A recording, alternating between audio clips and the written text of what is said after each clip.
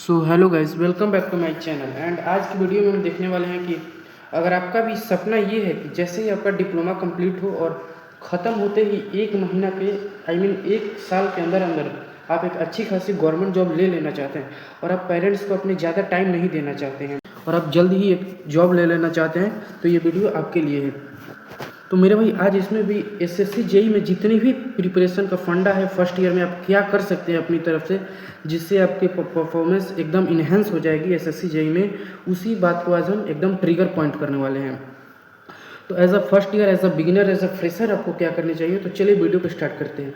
और इन सब के पहले आपको एक ही चीज़ देखना चाहिए कि एसएससी जेई एग्ज़ाम होता क्या है। एंड इसमें अधिकतर लोगों को पता भी होगा एसएससी जेई कैसे होता है, क्या क्या फेजेज होते हैं, बट फिर भी एज अ बिगिनर होंगे कुछ लोग, तो उनको दिखाने के लिए हम एक रिवीजन कर लेते हैं छोटा सा। एसएससी जेई मेनली दो एग्ज़ाम होता है एसएससी जेई में। एक होता है सीबीटी 1 और एक होता है सीबीटी 2। एक होता है सीबीटी 1 और एक होता है सीबीटी 2। और मेरे भाई दोनों क्वेश्चन एमसीक्यू बेस्ड टेस्ट होते हैं। और सीबीटी का मतलब क्या होता है, तो चलिए उसे समझते हैं। सी का मतलब होता है कंप्यूटर। जो भी आपका एग्ज़ाम होगा वो कंप्यूटर बेस्ड टेस्ट होगा। कंप्यूटर स्क्रीन के सामने बैठ के आपको एग्ज़ाम देना है और ऑनलाइन एग्ज़ाम होगा। जिस तरीके से आप क्लास में एग्ज़ाम देते हैं ऑफलाइन, उस तरीके से बिल्कुल नहीं होगा। तो आशा करते हैं सीबीटी का मतलब आप समझ गए होंगे। तो भाई इस एसएससी जेई के सीबीटी 1 में क्या क्या होता है सबसे पहले जान लेते हैं। कौन कौन से सब्जेक्ट होते हैं एसएससी जेई के सीबीटी 1 में। आपको 50 मार्क्स का रीजनिंग आता है, 50 मार्क्स का जीके आता है एंड इंजीनियरिंग 100 मार्क्स का आता है। यानी ये तीनों सब्जेक्ट आपके होते हैं फर्स्ट ईयर में, सीबीटी 1 में, फर्स्ट स्टेज में एग्ज़ाम के। तो इसको जनरली हम ऐसे देख सकते हैं कि इंजीनियरिंग वाले में सिविल, मैकेनिकल, इलेक्ट्रिकल 3 ब्रांच के पेपर दे सकते हैं। सिविल, मैकेनिकल, इलेक्ट्रिकल, थोड़ा सा पेपर ब्लर है, थोड़ा सा वो मैनेज कर लीजिए, बाकी हम देख लेंगे उसके लिए, सॉरी। एंड 3 ब्रांच के लिए पेपर है, civil, mechanical, electrical, SSC JE में सीबीटी 1। तो अब सीबीटी 1 टोटल 200 मार्क्स का होता है। अब 200 मार्क्स में से आप जितना भी स्कोर करते हैं अकॉर्डिंग टू एवरेज स्कोर एक कट ऑफ डिसाइड करती है एसएससी। और अगर आप उस कट ऑफ को कम्प्लीटली आप पार कर लेते हैं, उसके आगे चले जाते हैं, तो आप सीबीटी 2 के लिए एलिजिबल होंगे। और इसकी एक और ख़ास बात ये है कि इसमें माइनस मार्किंग भी होता है। जाहिर सी बात है मेरे भाई, गवर्नमेंट एग्ज़ाम है तो माइनस मार्किंग होगी। और माइनस मार्किंग होती है 1/4 यानी 0.25 का माइनस मार्किंग होता है। अगर आपका एक क्वेश्चन गलती हो गया तो माइनस 0.25 हो जाएगा। और अगर आप इन सब सिचुएशन को पार भी कर लेते हैं और सीबीटी 2 की तरफ चले जाते हैं, तो सीबीटी 2 में क्या आने वाले हैं, चलिए उसको देखते हैं। चलिए मान लीजिए अब आप सीबीटी 2 में आ गए, सीबीटी 1 क्लियर कर लिए, तो सीबीटी 2 की खास बात यह है कि यहाँ पर आपको जीके, रीजनिंग की प्रेशर एकदम ख़त्म हो जाएगी। यहाँ पर प्योर टेक्निकल पूछा जाएगा, ओनली इंजीनियरिंग टेक्निकल ही पूछा जाएगा आपसे। इसमें जीके और रीजनिंग को कम्प्लीटली काट दिया जाएगा, यहाँ पर ओनली टेक्निकल होगा। तो टेक्निकल यहाँ कैसे पूछे जाते हैं, फर्स्ट सीबीटी 1 और सीबीटी 2 के टेक्निकल में क्या अंतर है, चलिए उसको समझते हैं। सीबीटी 1 के टेक्निकल में अंतर ये है कि वहाँ पर स्टेटमेंट बेस्ड पूछता है और प्लस में थ्योरी, लेकिन ये 1 वाला हो गया। लेकिन सीबीटी 2 के टेक्निकल में ये है कि यहाँ पर न्यूमेरिकल भी आता है, कुछ न्यूमेरिकल ऐड हो जाता है, स्टेटमेंट प्लस थ्योरी है तो ऑलरेडी है ही। तो मेरे भाई न्यूमेरिकल भी इसमें थोड़ा बेसिक से वो जानना पड़ता है कि उसके फॉर्मूले क्या है, ये यहाँ पर एक थोड़ा सा ऐड हो जाता है। और यहाँ टेक्निकल में टोटल 100 क्वेश्चन होते हैं, एक क्वेश्चन 3 मार्क्स का होता है, इसीलिए टोटल हो गए 300 मार्क्स।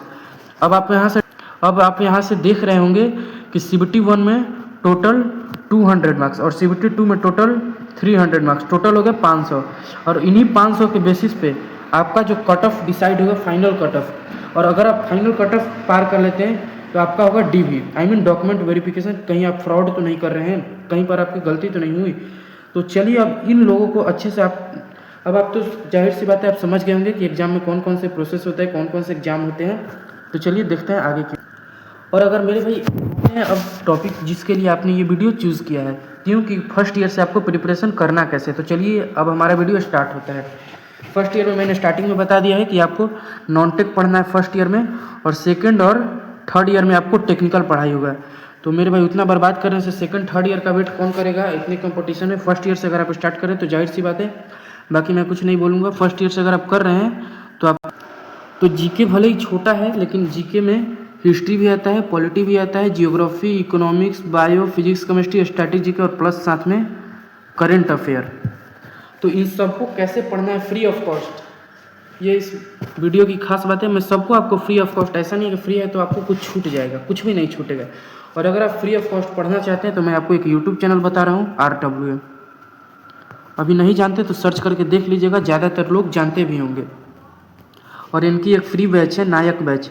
ये ऐप पे नहीं अवेलेबल है, ये यूट्यूब पर ही सब कुछ करवा दिया गया है। जितने भी चैप्टर मैं सबके स्क्रीनशॉट लगा दे रहा हूँ। अब आपको करना क्या है कि नायक बैच से आप जो कुछ भी पढ़ेंगे, स्मार्ट बोर्ड पे आपको जो कुछ भी पढ़ाया जाएगा उसका आपको एक शॉर्ट नोट्स तैयार करना है, शॉर्ट नोट्स। अब आपकी खास बात ये होने वाली है कि आप PDF से मत पढ़िएगा प्लीज़। आपने पहले प्रिपरेशन स्टार्ट किया है, कॉन्सेप्ट को समझ के आप खुद एक हर एक सब्जेक्ट का, हिस्ट्री, जियोग्राफी, सबका एक अलग अलग नोट्स बना ले लीजिएगा। आप अपना हैंड रिटन नोट्स, वो भी डिजिटल बोर्ड्स के सेम टू सेम आपको उतार देना है समझ समझ के। अब आप एज ए प्रिपरेशन अगर आप बुक प्रीफ्रेंस करना चाहते हैं तो लूसेंट ले सकते हैं। लूसेंट तो ऐसा कोई इंसान होगा ही नहीं जो जानता नहीं है। लूसेंट को डायरेक्ट कभी मत पढ़िएगा, सबसे पहले यूट्यूब से नायक बैच से पढ़ लीजिएगा, फिर उसके बाद आपको लूसेंट लेना है। अब जब आप प्रिपरेशन करने जाएंगे तो आपको सारे सब्जेक्ट नायक बैच से समझ आ जाए, ये तो पॉसिबल है बट सबके लिए नहीं। कुछ लोग कॉन्सेप्ट को ज़्यादा ध्यान देते हैं ताकि लाइफ टाइम याद रहे। अगर आप रट्टा मारते हैं तो कोई फ़ायदा नहीं इस वीडियो को देखने का। तो मेरे भाई, अगर कुछ सब्जेक्ट लाइक आपको हिस्ट्री समझ में नहीं आते हैं, मान लीजिए पॉलिटी समझ में नहीं आती है, जियोग्राफी समझ में नहीं आती है, तो उसका क्या सोल्यूशन है? उसका सोल्यूशन ये है कि एक सब्जेक्ट का आपको KGS यानी खान सर से आपको पढ़ना है। 300 रुपये एक सब्जेक्ट का लगता है। मान लीजिए आपको सारे सब्जेक्ट समझ में आ जाए, हिस्ट्री नहीं, पॉलिटी नहीं समझ में आए, तो पॉलिटी के लिए आपको 300 रुपये रिकॉर्डेड या लाइव बैच खान सर कराते हैं एवरी ईयर रिवीजन में, और वो आप वही खान सर का बैच ले सकते हैं। इससे आपको काफ़ी हेल्प होगा कॉन्सेप्ट बिल्डिंग में। और फिर आप जो इस तरीके से आप जितना मैंने बताया आप वो फॉलो कर लेते हैं तो आप चाहे SSC, JEE, SSC, CGL, future में जो भी एग्जाम देंगे, बिहार दरोगा, बिहार पुलिस, आर्मी वगैरह, SSC, GD, CPO, सब कुछ में हेल्प करेगा। बस इस तरीके से आप जनरल नॉलेज रेडी कर लीजिए। और आपको डेली 2 आवर्स GK पे देना है, बस डेली 2 आवर्स GK पे। आपको ये छोटा लग रहा होगा बट जिस दिन आप 1 साल GK पे 2 साल दे दें, 2 आवर्स दे देंगे, फिर आपको फाइनल रिजल्ट इतना अच्छा मिलेगा कि आप सोच भी नहीं सकते। आशा करते हैं आपको GK में तो कुछ भी प्रॉब्लम हो नहीं रहा होगा, क्योंकि GK लगभग आपका सारा कंप्लीट करवा दिया। अब GK में एक सेक्शन है करंट अफेयर। तो मेरे भाई, करंट अफेयर मत पढ़िएगा, ये मैं आपको बोल रहा हूँ। सबसे ज़्यादा वेटेज होता है 10 से 15, लेकिन करंट अफेयर का नाम ही है करंट अफेयर, यानी जो करंट में चल रहा है। तो करंट अफेयर तभी पढ़े जब आपका गवर्नमेंट जॉब का एग्जाम हो। ये सब पहले कॉन्सेप्ट बिल्डिंग करें, और ध्यान रखना कि ज़्यादा प्रेशर में भी नहीं लेना है कुछ भी चीज़, एकदम हंसते खेलते हुए अच्छे से पढ़ाई पे फोकस करना है। ये नहीं कि ज़्यादा प्रेशर लेना है, नहीं तो फिर आपको सेमेस्टर भी छूट जाएगा और ये भी छूट जाएगा। तो जब मान लीजिए आपका गवर्नमेंट जॉब का एग्जाम है तो SSC JEE का 2028 में, तो 2027 से स्टार्ट करिएगा। इसीलिए मेरे भाई, अभी करंट अफेयर पे आपको ध्यान नहीं देना है। अब चलते हैं हम लोग रीजनिंग की ओर। रीजनिंग, ताकि आपका जितने भी नॉन टेक का सब्जेक्ट है वो ख़त्म हो जाए। तो आपको रीजनिंग कैसे पढ़ना है? तो रीजनिंग के लिए मैं एक बेस्ट बुक आपको बता रहा हूँ जो आप बाई कर सकते हैं। काफ़ी अफोर्डेबल प्राइस है। मैं उस बुक का स्क्रीनशॉट लगा दे रहा हूँ। उस बुक का नाम है पीयूष वर्सने सर का बुक है। पीयूष सर का बुक है, काफ़ी फेमस टीचर है यूट्यूब पे रीजनिंग के लिए। तो ऐसे अगर आप पढ़ते हैं तो YT पे भी काफ़ी फ्री सोर्स अवेलेबल है, जिसके तहत आप प्रिपरेशन कर सकते हैं। मेरे भाई, आज के इस ऑनलाइन के युग में अगर आप ये बोल रहे हैं कि मुझे सोर्स नहीं मिला पढ़ने को, तो आप इसके जिम्मेदार खुद हैं, क्योंकि आजकल सब कुछ एकदम फ्री ऑफ कॉस्ट अवेलेबल है। यूट्यूब पे ChatGPT, गूगल, बहुत सारे प्लेटफॉर्म है जहाँ से आप अपनी प्रिपरेशन को बेहतर कर। लेकिन एज अ बिगिनर आप पढ़ रहे हैं तो मैं आपको रीजनिंग के ऐसे 5 टिप्स बताऊँगा जिसके चलते आपका रीजनिंग में मार्क्स बहुत ज़्यादा इंप्रूव होंगे। तो फर्स्ट टिप्स ये है कि आपको क्लियर करना है अपना बेसिक कॉन्सेप्ट। लाइक जैसे आप एक चैप्टर पढ़ रहे हैं, मान लीजिए चैप्टर का नाम है कोडिंग डिकोडिंग, तो अब इसको अगर आप पढ़ रहे हैं, मान लीजिए लेक्चर फ्री, सबका लेक्चर फ्री अवेलेबल है यूट्यूब पर। और बुक अगर पॉसिबल हो तो मेरे भाई खरीद लीजिएगा, क्योंकि ये काफ़ी लाइफ टाइम हेल्प करने ही वाला है, क्योंकि कभी ना कभी आप कंपटीशन के एरिया में घुसेंगे ही। तो मान लीजिए आप बुक से लेक्चर भी सारे अवेलेबल है यूट्यूब पर फ्री ऑफ कॉस्ट, मैंने बता दिया। तो पहले आपको बेसिक क्लियर करना है, मान लीजिए बेसिक क्लियर कर लें। और दूसरा डेली प्रैक्टिस। और यहाँ पर एक बिगिनर्स बहुत ज़्यादा गलती करते हैं। उनके माइंड में ये होता है कि हमको जल्दी फास्ट बनाना है। मेरे भाई, आप बिगिनर है, पहले आपको सही हो नहीं रहा और आप फास्ट के चक्कर में है, तो आप बिल्कुल गलत हैं। सबसे पहला आपको एज अ बिगिनर टिप्स ये दे रहा हूँ कि सबसे पहले आपको रीजनिंग में एक्यूरेसी पे ध्यान देना है। सबसे पहले आपको रीजनिंग को तगड़ा करना है, सही करना है। रीजनिंग को ध्यान देना है कि हमको सही बनने, चाहे 10 मिनट लगे, 5 मिनट लगे या 1 घंटा लगे, लेकिन हमको सही बनाना है। और जब ऐसे एनालाइज करेंगे और डेली आप पढ़ते रहेंगे तो आपका धीरे धीरे अपने आप स्पीड बढ़ने लगेगा। तो ये टिप्स है, इसका मेन है कि आपको सबसे पहले एक्यूरेसी पे ध्यान देना है, देन आपको स्पीड फास्ट करना है। ओके, तो चलिए आगे बढ़ते हैं। और हमारा तीसरा टिप्स ये है कि थोड़ा शॉर्टकट्स पे ध्यान दीजिए।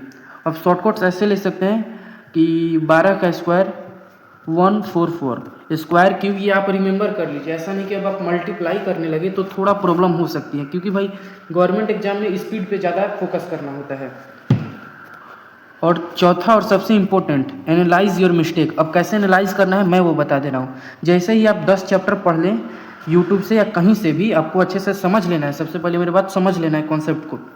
और आप जब भी मॉक टेस्ट लगा रहे हैं 10 के बाद आप मॉक लगाना स्टार्ट कर दीजिए। CGL, JEE, CPO, बिहार दरोगा, यूपी दरोगा, किसी भी चीज़ का, सब इंस्पेक्टर किसी भी चीज़ का लगा रहे हैं तो मान लीजिए 50 मॉक टेस्ट है, उसमें से 30 आपका सही हुआ, 20 गलत हो गया और 30 सही हो गया। तो अब आपको करना क्या है, चलिए वो देखते हैं। तो देखना है कि आपको जो 20 माइनस हुआ है वो किस चैप्टर के हैं। तो मान लीजिए चैप्टर निकल के आते हैं कोडिंग, डिकोडिंग, एनालॉजी, सिमेट्रिक। तो अब आपको क्या करना है कि जितने भी ये तीनों चैप्टर हैं, इन तीनों चैप्टर के फिर से इनके कॉन्सेप्ट को बिल्ड करना है। यानी जो भी लेक्चर थे फिर से उन रिवीजन को देखना है। और मेरे भाई बस ऐसे आप 6 महीना कर लीजिए, फिर आपको रीजनिंग में कोई पीछे नहीं छोड़ सकता। और लास्ट है टाइम मैनेजमेंट, वो मैंने सिखाई दिया आपको कि पहले एक्यूरेसी फिर फास्ट। और अब फाइनल इन सब का समराइज़ करते हैं। तो फाइनल समरी ये निकल के आता है कि आपको daily 2 hours GK, 2 hours reasoning, और आपके पास सेमेस्टर भी है तो 4 आवर्स सेमेस्टर पे ध्यान दे सकते हैं, 4 आवर्स सेम पे। और मेरे भाई कुछ लोग बोलेंगे कि 8 आवर्स से स्टडी कौन करेगा। तो मेरे भाई एक बात को आप ध्यान में रखिए कि आप अभी 10th में नहीं हैं और अब आपके ऊपर जिम्मेदारियां बढ़ गई हैं, तो 8 आवर्स भी बहुत कम है। ट्राई करिएगा 10 आवर्स चला जाए, क्योंकि रिवीजन वगैरह में भी अगर दे सकते हैं। लेकिन फर्स्ट ईयर में आप बहुत है, बाकी कॉलेज को एंजॉय करिए। और आपको कोई भी डाउट हो कमेंट में लेके, या मेरे इंस्टाग्राम का लिंक है डिस्क्रिप्शन के, चैनल का डिस्क्रिप्शन है, आप वहाँ पर मुझे DM कर सकते हैं। That's all, thank you, bye bye, मिलते हैं अगले वीडियो में।